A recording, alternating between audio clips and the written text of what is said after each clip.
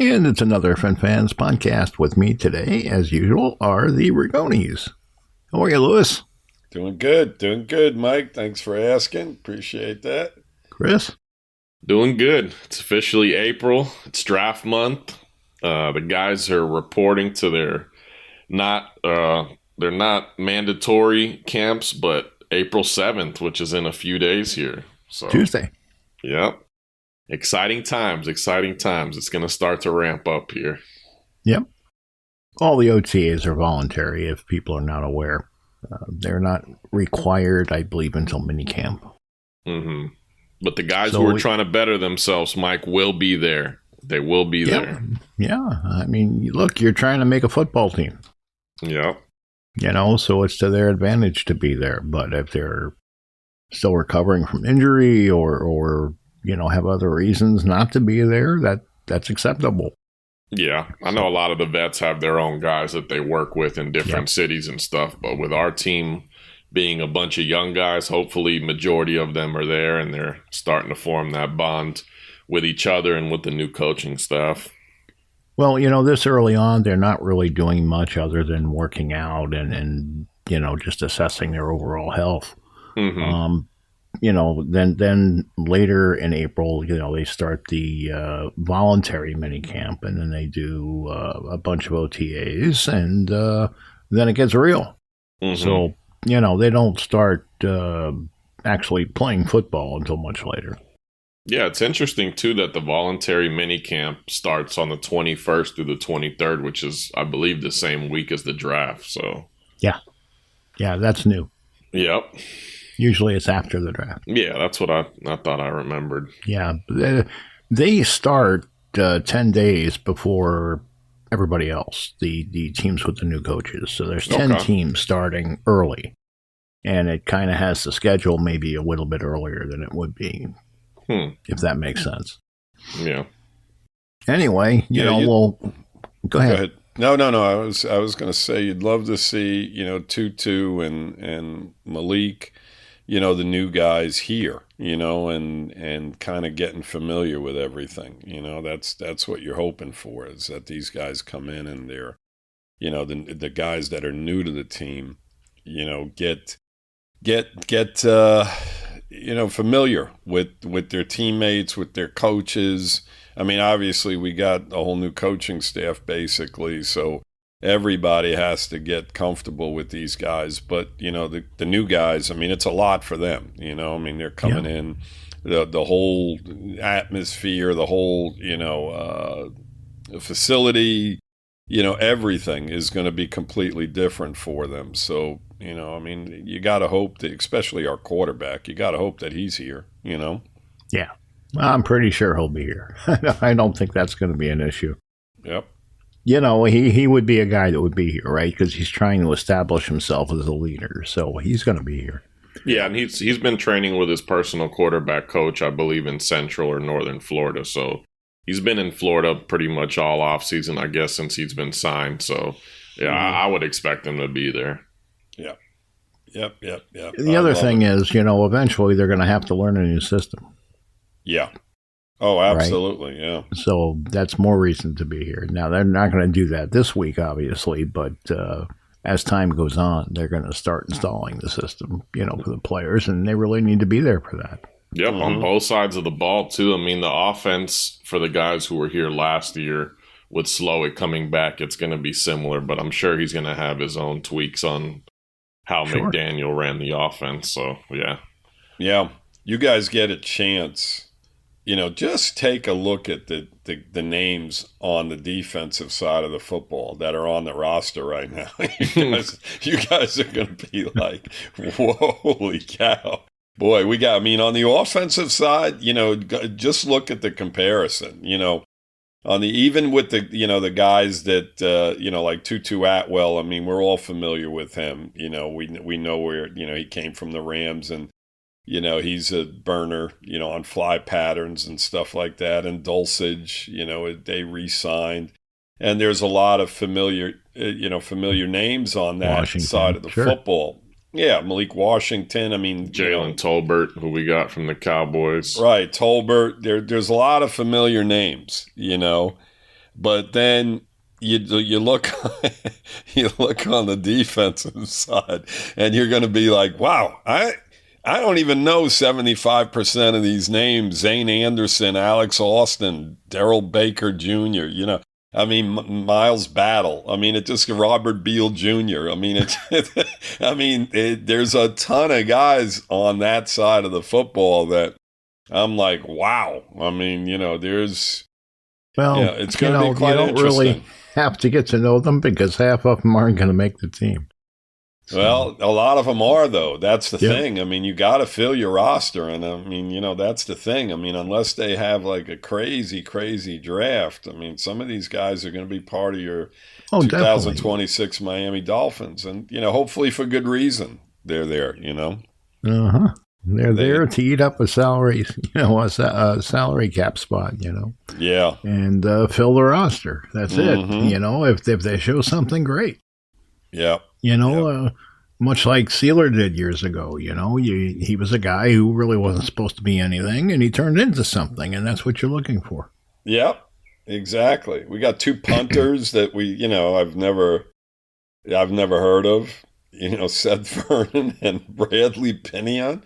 I don't know either one of those guys. Long snappers or Pepper and Addington.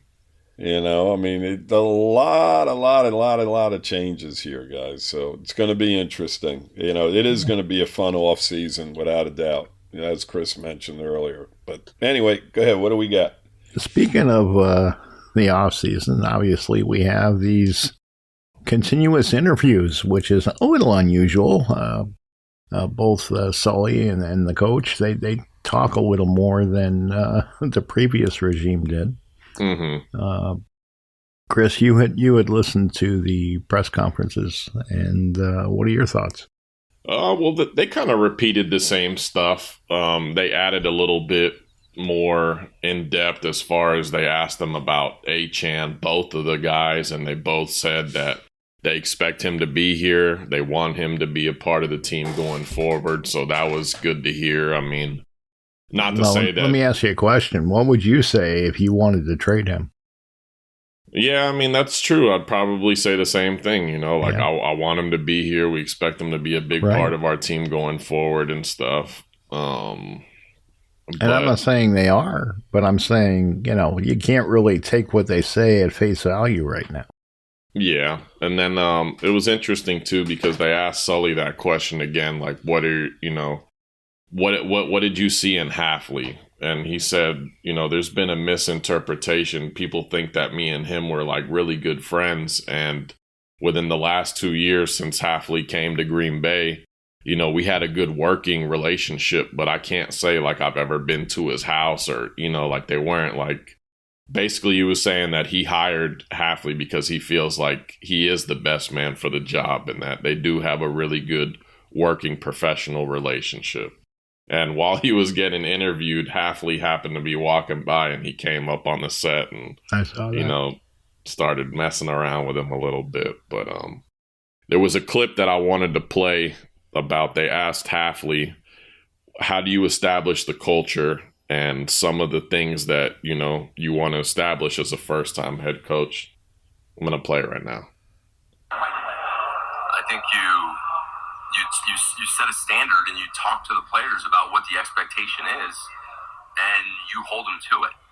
And you make it very black and white is, these are the things we talked about together. This is the standard that we want. This is how we're going to hold each other accountable, and then we're going to hold you to it. It's not going to be, hey, this is what we say we want, but then we're going to not show up on time and we're not going to put in the extra work and we're not going to do the little things that we're saying. That's not how it's going to work. It's going to be a shared vision, and then my job and our job as coaches is to hold them to that. Because if you're telling me you want to be up here and be this great, okay, well, this is what we're going to do. We're going to sit down and have that conversation, and then don't get mad at me when it's 110 degrees and you don't feel like doing it anymore. I'm going to make you do it because you told me when you were comfortable in this meeting room in air conditioning that that's what you wanted, and I'm going to remind you of that. And I think that's a really good example is, tell me how great you want to be, tell me what your goals are, I'm going to do everything in my power, so you better be on time or then you're full of it. That's not what you want. And then be very direct and honest with the players and don't give them any gray area. And I think the players, all the great ones that I've been around, they respect that. And it's not like a demeaning thing at all. It's, I'm going to be demanding, and I'm not going to demean them. I'm just going to push them because they're going to want to be great. Yeah, I mean, so what do you guys think about that? I mean, he's talking about holding guys accountable, and, you know, it almost seemed like he was directly talking about what was happening last year and the previous couple of years under McDaniel. Yeah. Let me go back to Achane real quick. There's a price that you almost, you know, if it's offered to you, and I truly feel that they're going to bring him back, and that's what their intention is. But if they get the right offer, and somebody's willing to throw just a ton of draft capital at them, then, you know, they have to consider it, you know, at this point, without a question of a doubt. I think that their intention is to keep him. I would, you know, and I want him here, obviously, but if somebody's going to offer them 2 number ones and, you know, whatever the case may be, you know, sometimes it's like the offers are just too good to be true, and they're too good to pass up. So, you know, you almost have to go forward with it. With that being said, in regard to the press conference, yeah, my biggest pet peeve with Mike McDaniel was the fact that guys, and how many, I don't know, you can go back, guys, and listen to our podcast over the last couple of years, and all I talked about over and over again was accountability on this football team. And the fact that they're addressing it, and the comments that they made during that press conference just now is exactly what I love to hear, is that, listen, we're going to hold these guys accountable. Hey, you told me this, you know, but yet you're showing up late for meetings. You know, you want to do this, you want to do that, but yet you're not doing the things that you need to do in order to get to that level.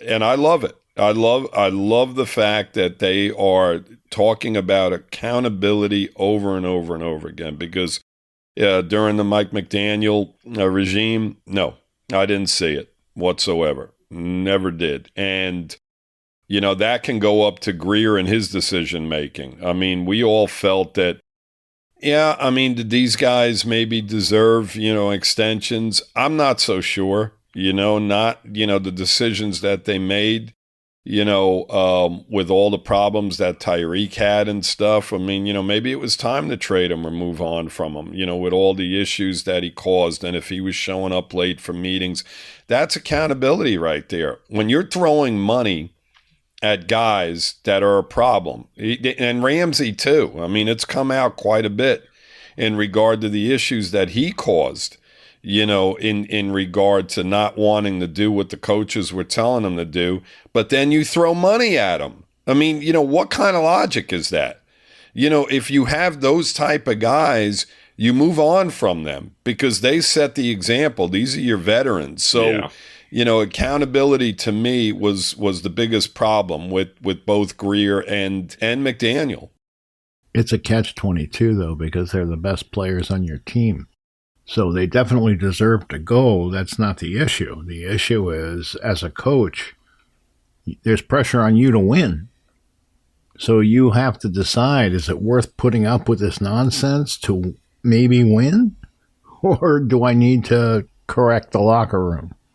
And that's a tough balance. Well, and it's not a tough balance for teams, Mike, that are basically you know, successful year in and year out. Their whole philosophy is totally different from that. I'll tell you what Jimmy Johnson once said, okay?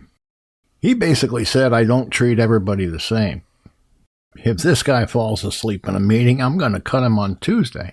If Emmitt Smith falls asleep in the meeting, I'm going to gently wake him up. Yeah. Yeah, that's Jimmy Johnson. But it's true. You don't treat everybody the same. Well, I mean, you know, as far as I'm concerned, if that in fact is the case, then, you know, then you're creating a problem because you're setting an example for the young guys. And it shouldn't necessarily come down to a situation as to where, and I'm not saying that guys don't fall asleep in meetings. I'm not talking about that type. I'm talking about guys that basically show up late, just throw money at the coach or the organization, and they're just doing it repetitively. And then, Mike, you can't tell me. This episode is brought to you by Progressive Insurance. Do you ever think about switching insurance companies to see if you could save some cash? Progressive makes it easy. Just drop in some details about yourself and see if you're eligible to save money when you bundle your home and auto policies. The process only takes minutes, and it could mean hundreds more in your pocket. Visit Progressive.com after this episode to see if you could save. Progressive Casualty Insurance Company and Affiliates. Potential savings will vary. Not available in all states. SpringFest means more sun, more fun, and more free at Lowe's. Keep your yard in line with an additional free Ego 56-volt battery when you buy a select Ego mower, trimmer, or blower. Plus, keep landscaping fresh with Stay Green 1 cubic foot garden soil, 5 bags for $10. Our best lineup is here at Lowe's. Valid through 4/8 while supplies last. Selection varies by location. Soil offer excludes Alaska and Hawaii. That an Emmitt Smith, when he was put on the football field, did not listen to what his coaches were doing, and was totally banging his head against the wall saying, no, I'm not going to do what you're telling me to do. I'm going to freelance. I'm going to do what I want to do. Those guys were, once they hit that football field, they were all on the same page, and Aikman, if you watch the Dallas Cowboy documentary, he made sure of that as a leader, right behind the head coaching, once Jimmy Johnson was gone. So there is accountability, across the board. And, we didn't talk about Tua. He's the third head of that monster that I've mentioned before, to where, as a quarterback, you have to basically hold those guys accountable for what's going on. And if an offensive line's not doing what they're supposed to be doing, get in their ass. Damn well Marino was doing it, and a lot of the better quarterbacks in the league. So, there just wasn't enough of that. There wasn't enough good leadership, as far as I'm concerned. And I think these guys are going to do a great job. And I'll leave it at that. Go ahead, Chris, or Mike. Yeah, no, I was going to say, it starts at the top. And just how I've heard Sullivan talk in these few press conferences, you can tell it's going to be a completely different vibe than what Chris Grier. Chris Grier was kind of a guy who was hiding in the shadows. He only spoke to the press maybe once or twice a year. He needed to hide. It didn't seem like he was very involved with like the coaching staff and like trying to create this culture. I hate, like, I'm so tired of that word after the last couple of years and how the past regime went about it. But you can just tell that it's different in that him and Halfley share the same views. And that it's just, it starts at the top.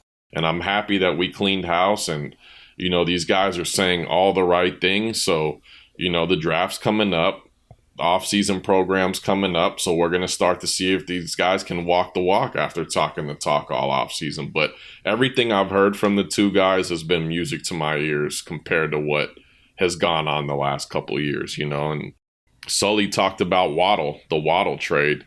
And kind of just like what Lou was just talking about, he said that when he came in, he expected Waddle to be a part of the team. But at the same time, Waddle's going to be looking for a new contract soon. And the goal for Sullivan right now has kind of just been to get cheaper and younger. So, Waddle being 27 years old, they offered us a first and a third. He had to take it, just like Lou said. If somebody offers similar for Achane, maybe a second and a third or a first and a third or something like that, I expect them to take it too. So, me too. We'll see. But and Jordan Brooks is another guy. Yep, I was just going to say that too. Jordan Brooks is another guy who's a little bit older, already 30 years old. So, him coming off that all-pro season, it kind of makes sense to try to get something for him. Not give him up for peanuts, because he's another guy who's can be a leader in the locker room and kind of stepped up as that leader last year and, help some of these young guys out. So, there's definitely a positive in keeping him, but if we can, get some more trade or draft assets for him, it just makes sense to, get rid of him too. Like I said last week, this draft's supposed to be pretty deep as far as inside linebackers. So, I don't know if we can get somebody who's going to come in and be an all-pro like Jordan Brooks was last year, but we can bring somebody in who has the potential to eventually become that guy. Yes, absolutely. I mean, if you can get a third rounder for him and just add, wood to the fire there, you're in good shape. I mean, it gives you the ability. I think me and Mike talked about this one night off of the podcast, to where you got, 5, 6 third round draft picks. I mean, you sure in the hell can move up. And you've mentioned it a few times during the podcast, Chris, to where you can move up into the second round maybe, and you give up one of them, to move up 15, 20. So, I mean, there's so many, to me, the draft is, you have to get guys out of the draft. You just have to. I mean, and we've talked about this a million times. We've just failed way too much in our drafts. Period. That's it. Over and over again. It doesn't matter. We can go down the list a million times. Doesn't matter. No, we're not. We're not going down the list. I mean, we can go through it a million times. The bottom line is that, the organization is where they are, simply because they have not been able to draft quality players, starting players on your football team. And even, guys that, play certain roles on teams. There's just not enough guys across the roster over the last 5 years that, that you need to have. You have to go out and spend the money, as Mike has said. And a lot of the times you're getting guys that are injury prone. You talk about a guy like Armstead who, didn't practice all week. It affects everything. You have to have young guys out there playing together week in and week out. You look at the successful teams in the NFL, they bring a few veterans in, but they are built on drafts, period. And, these two guys that came over from Green Bay, that's what Green Bay's been doing. I mean, how many down years, guys, has Green Bay had over the last 20 years? I mean, how many down years have they had, if you think about it? And this is going beyond their... Yeah, not many, right? I mean, since I was a kid, because, I mean, when I first started watching football, it was Brett Favre. Then it was Aaron Rodgers sitting behind him for a couple of years, and now it's Jordan Love. So, I mean, they haven't been world beaters, top teams in the NFC every single year, but they're always in the playoff hunt. They're always in the mix. They're always competitive. Right. They're what we want to be from a competitive standpoint. Yep. Absolutely. But, they had 2 Hall of Fame quarterbacks, and, that helps. Yeah, for sure. Yeah, but Mike, it's not only the quarterback position, and that definitely helps. They've done a really good job, in regard to across the board. I mean, we've watched teams that have a really good quarterback, but yet, around them, that they don't have the right personnel. There's only so far, a really good quarterback can carry you. No, but they'll keep you competitive is what I'm saying. Yeah. I'm not saying you're going to be able to win Super Bowls with them, but they'll keep you competitive. Yeah. You need a team to win a Super Bowl. Mm-hmm. Well, I mean, you can look at, use some other examples, as far as organizations that have been consistently good. The Steelers up until recently. The Steelers, up until recently, yes. They've had issues at the quarterback position, but their drafts, Mike, have, they've had a lot of guys over the last 5 years that just have not panned out for them. They've been average. They've been good players, but not the type of players that have brought them over the top. They've been inconsistent. In the draft. Go ahead, Chris. Well, I said until recently. Yeah. I mean, I think as of recent, I think the Rams are another great team who's just been run very well. I mean, Seattle. They went to the Super Bowl. 49ers. Yep. I mean, they went to the Super Bowl with Jared Goff and Todd Gurley and that team. They couldn't get over the hump, so they had a franchise guy in Jared Goff, and they traded him for Stafford, and Stafford took them over the hump, won them that Super Bowl. Yep. Then they kind of, they traded all their picks that year to go all in and win that Super Bowl. And then after that, we all thought, like, oh, they don't have a first round pick for a couple of years. They're going to be done. They had one kind of subpar season, had a great draft, picked up Puka Nacua in that draft, Kyron Williams late in that draft, Jared Verse the next year. And, then they made a move for Devontae Adams. And, it's kind of crazy about the Rams in particular is like a lot of these draft experts have them going receiver again in the first round with their, I want to say it's like around 15. Makai Lemon or somebody like that. And if you did they have the 15th pick in the draft? Would they trade with somebody? Yeah, they have something like that. I can't remember who they traded with, but I mean, they're just a very well ran organization, Yeah, they are. Seattle's another good example too. Yep. I mean, Russell Wilson. I mean, listen, these teams, and this is what I talk about. I mean, Cooper Kupp, the Rams let walk, but yet they draft guys that can just step right in and actually do even a better job than what, the guy did prior. Seattle, I mean, Russell Wilson, I mean, they've been so good through the draft. Oh my God, the guys that they lose. I mean, you think about it. Russell Wilson's gone. The Legion of Boom's gone. So many guys. Wagner, who you love, Chris, gone. But yet they have a Super Bowl team. Just that quickly. And they picked up Sam Darnold. And Darnold is a good quarterback. He's not great, but they have a great defense and a great offense around him. They have great players all over the place, and it all came through the draft, so different head coaches are winning there, I mean, it's, they completely rebuilt their team in the time that we've been, again, marginal. And I'm just sick and tired of watching teams completely rebuild their organization from top to bottom. And, they're right at the top again, and we're still stuck in mediocrity. So you don't have to look any further than New England. Yeah, absolutely. Yeah, New England's another one. Yep. Seattle's one of those teams, too, that are being linked to HN because it's interesting with how good Kenneth Walker was in the playoffs and then winning Super Bowl MVP, and they let him walk.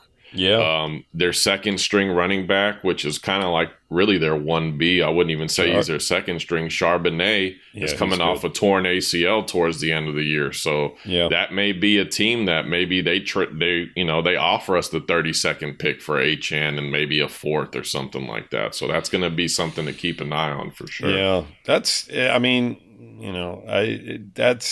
that's too low a draft pick in the first round, I think. I mean, unless you're going to turn around and trade a couple of them to move. Yeah, up, I mean, but he's a running back on an expiring contract too. So I mean, I don't think that we're going to get. I mean, I think the 32nd pick plus a 4th would actually be good for a running back. But I know H-Hand's a little bit different. Yeah, I mean, I want to keep Chris, it's almost like trading Gibbs, right? I would not trade Gibbs out of Detroit, and I wouldn't trade Bijan out of Atlanta. Yeah. Those guys are just over the top. There's such a differential between the top running backs in the league and the rest of the league. I mean, there's a lot of really, really good running backs, but those guys are, I mean, they're separate. It's like Marino back in the day to where he threw 48 touchdowns and the rest of the league was throwing, maybe in the high 20s. I think that those guys, because of their ability to catch the ball and run with the football and just score from anywhere on the field, there's separation. And so, I don't, when that whole running back, bullshit to where, he's a running, no, these guys are top-notch football players in the NFL. And, they should be treated that way, whether you're trading for them or whether they're getting paid or whatever. They're the cream of the crop, those couple of guys that I mentioned. I agree 100%. I mean, they're the ones who are taking the most brute as far as, their bodies and getting hit and stuff like that. It's just, the shelf life of them is a lot shorter than most of the other positions. And, these executives know that. But one thing we talked about, I think last week or the week before, is, the league's starting to change again. These running backs are becoming more valuable. These teams who are able to run the ball in the playoffs, are helping them reach that goal of winning a Super Bowl. So, I mean, that's a positive for us. Another positive for us as far as the Achane market is this isn't really a great draft as far as running back. So, maybe a team offers something a little bit higher. Who knows? But I think we all three of us would agree we'd like to see Achane on the team moving forward. But like you said earlier, if somebody offers us an offer we can't resist, then, it is what it is. We're talking about Achane, and you're talking about the future of the team. Right. Now, we'd like to have him on the team this year, of course, but if they are offered a package of value, I do think you have to consider trading him because of the logistics of it. We're assumingly not going to be good until 2028. Oh, I don't know. I think we'll be competitive 2 years from now. This is going to be a rough year, but I think 27, Mike. I think this is a reset year, and then next year will really be a development year, and then you'll have a competitive year. That's what I think. Now, we'll see. It can go faster. It depends on how many of these guys they hit on, but they're... This episode is brought to you by Progressive Insurance. Do you ever think about switching insurance companies to see if you could save some cash? Progressive makes it easy. Just drop in some details about yourself and see if you're eligible to save money when you bundle your home and auto policies. The process only takes minutes, and it could mean hundreds more in your pocket. Visit Progressive.com after this episode to see if you could save. Progressive Casualty Insurance Company and Affiliates. Potential savings will vary. Not available in all states.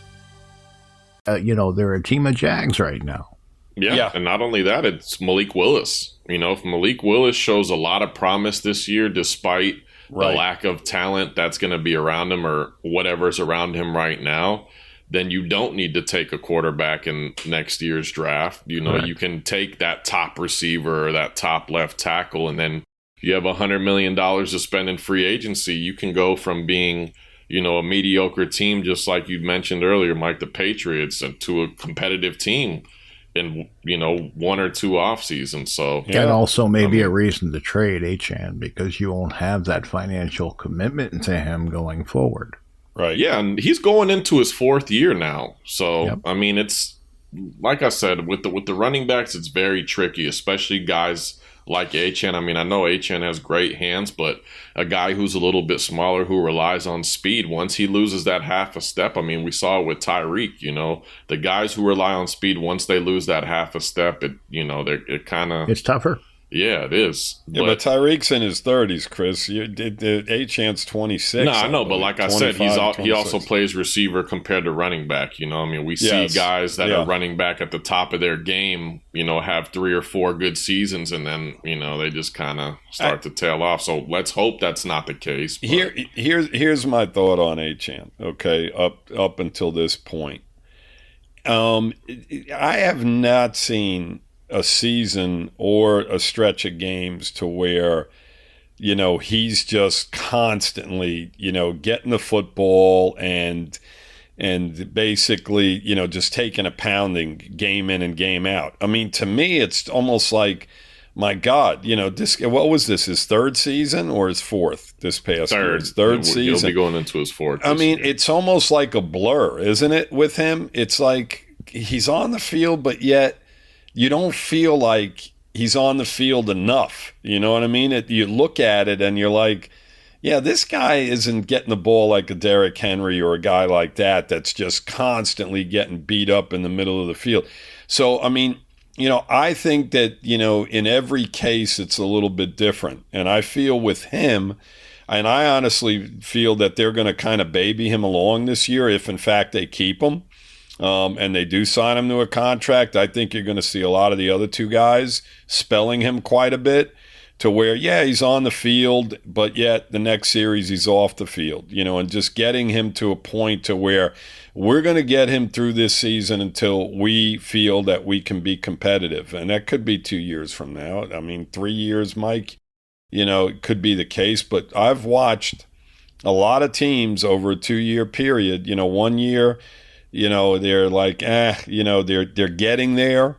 Which could be this year, and then the following year they have another good draft, and then all of a sudden they're close to being a playoff team or actually a playoff team. The difference, Lewis, is we had to dump salary.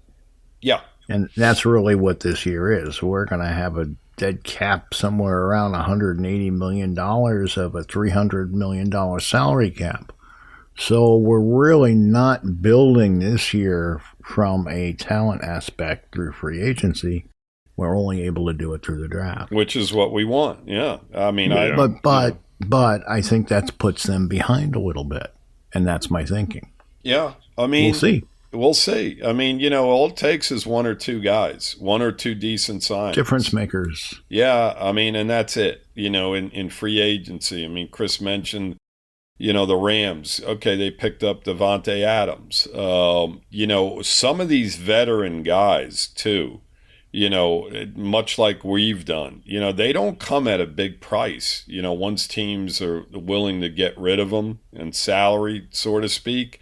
So, I mean, in today's NFL, I mean, there's just too many examples of teams in 2 years just completely turning it around. So, that 5-year rebuild thing is a thing of the past, No, yeah, no, I agree. Yeah, so I'm not saying 5 years. I'm saying three before you're competitive. I think that's fair given the circumstances. Mm-hmm. Some people may want faster. I do as well, but I don't know if it's feasible. We'll see. It all depends on how well they draft this year. They have a ton of draft picks. In the top 3 rounds, and it depends on how they draft next year as well. And it also depends on the quarterback. Yep, is he the real deal? Yes, at 110%, absolutely. Yeah, and Sully said something too in that press conference the other day too. He said, "I'm not going to be remembered by how many draft picks I had or how many assets I obtained. I'm going to be judged by the amount of studs and the amount of all pro guys I bring into this program." So I mean, that's Chris Green can teach him about that. No, exactly. That's what Chris I'm saying. Couldn't teach anybody anything, Mike. Yeah, whether it was Sully or Halfley, they both kind of took shots at that past regime and let people know, this is going to be different. But they're talking a big game, so they better be able to back it up. He better nail that 11th pick. I mean, I've been hearing rumblings that we possibly would be open to moving down depending on what we get. So, I mean, we'll see, man. We'll Chris, see. Chris, when you listen to these regime changes long enough, and God, we've been listening to them since Shula was here. You hear the same things time after time after time. They pretty much tell you they're going to fix everything that was wrong from the prior regime. That's standard procedure because they want the fans to buy in. Yeah. And they're doing a great job. Huh? I said they're doing a great job because they got me ready to run through a wall right now. They are. But that's the routine. You can count on it, but that's fine. I mean, these guys seem capable of doing it. They give you the impression they're capable of doing it. Maybe more so Sully than Halfley. Yeah. That remains to be seen. But I believe in the things that Sully's saying, and I just like his demeanor. I really do like his demeanor. He seems like a no-nonsense guy. Mm-hmm. And, I respect that. I appreciate that. I want a guy who has focus and is driven, and he looks like that kind of person. Yeah, one more thing I want to mention about this, because we actually haven't mentioned this once since he's been hired, but I had no idea that his father was a wide receivers coach for us. Yeah. So he said in that interview the other day that he actually grew up. Yeah, he actually grew up a Dolphins fan. Yeah. So he said for this, this is kind of a full circle moment. And, he said it was kind of like a meant to be type of thing. So I mean, that aspect was pretty cool because I had no idea that I knew his father was a wide receivers coach, but I never knew that he was a coach for the Miami Dolphins, which is pretty interesting. I don't think he was here long. No, he was only here for a couple years, and I was reading another Dolphins reporter, and supposedly, he was a guy who should have been considered for an OC job at the time, and I guess he went on to do that with a different team, but nonetheless, I mean, it's cool that, his pops was a coach for this team and he kind of grew up as a fan of the team. Sure. Now let's see if he can better the team. Yeah. I'm looking forward to seeing what he does, and his philosophies. I mean, he can talk all he wants, but I want to see it on paper, Yeah. And, I mean, I'm very optimistic about him. I just hope, it's not misguided. Mm-hmm. Lewis, any closing thoughts? Go Fins. That was quick. Yeah, I mean, we talked enough. I mean, I love the guys that are there right now. I love all the decision making, and I feel that these guys are incredibly confident in what they're doing, and confidence. That goes a long way. They're talking a big game because they feel that they're going to be able to back it up, and I love to hear it. So yeah, that's my closing thought there. Chris, now let's go draft. Yeah, that's all I got. All right. We got some draft shows coming up, hopefully within the next few weeks leading up to the draft. So it's an exciting time. It is. You look forward to draft day all off season. That's the event. That's what you wait for. And we're equipped to make a difference. And now they have to do it. Mm-hmm. So, it'll be fun. And it'll be fun to see if there's any trades during draft day for us, Maybe that's the day Brooks gets dealt. Yeah. I mean, we're definitely, I think, a team that's going to be in the mix as far as that. Whether it be for players or moving up, moving down, We're equipped with all those third-round picks. So we'll see if we stay put or try to get back into the second or even try to get back into the first with a third pick. Or get up into the top 7 or 8 picks. Yeah, or even next year. Next year's draft's supposed to be really good. So we'll see if a team offers us a nice package for some picks next year. We'll see. Yeah. So it should be a suspenseful day. Yeah. So hopefully everybody else is looking forward to it. I mean, it's not going to be a great season, but there are, if you enjoy watching football players develop, then it should be an entertaining season. And I think the three of us do enjoy that, Absolutely. We enjoy watching players grow and establish themselves. So, we saw it with Patrick Paul, and, he's doing phenomenally, and he continues to improve. And you want to see that with some of the other guys as well. So, especially the guys they draft this year. So, all right, guys. Thanks for joining me this afternoon. Thanks for listening, everybody. We'll be back next week. And until then, fins up. Fins up. Fins up, Dolphins. If you like the show, please take a moment to rate, review, and subscribe. It really does help the show to grow. Thank you for listening.